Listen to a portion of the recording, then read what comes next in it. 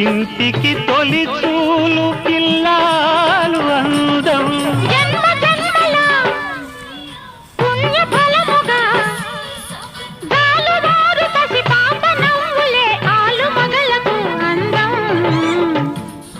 ఇది చెరగని ప్రేమకు శ్రీకారం,